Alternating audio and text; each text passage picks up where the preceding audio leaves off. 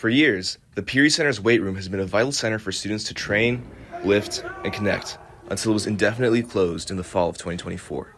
Students believe that the move was based on the school's funding or liability, but there has been no official statement.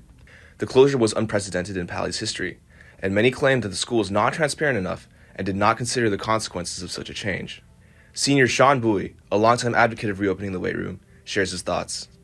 School is obviously a very stressful thing, as we all students know, and the gym is really just a good thing to kind of escape from that reality, relieve some stress and just have fun. I think the school board and administration, they should definitely listen to us, at least acknowledge what we're saying, because right now it just feels like we're being ignored.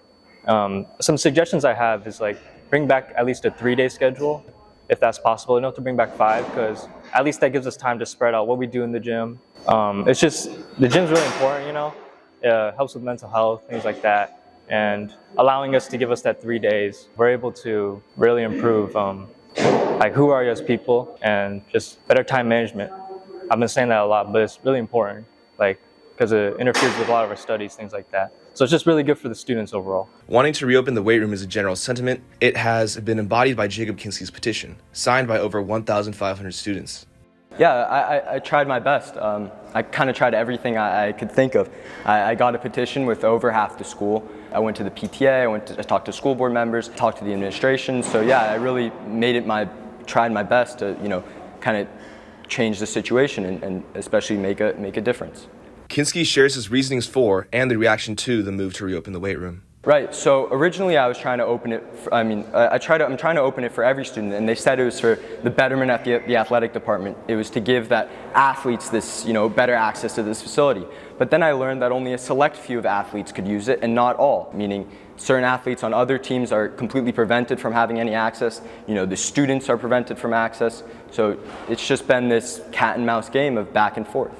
While the weight room remains closed to the student body, certain athletes can book times with the team. Sophomore Cole Christopherson shares his experience with the football team's weight room usage. So we use the weight room.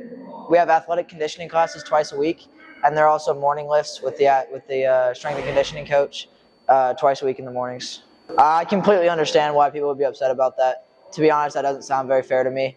I guess the football team had access to the weight room, which I think is unfair, and I can understand why people would be upset about that.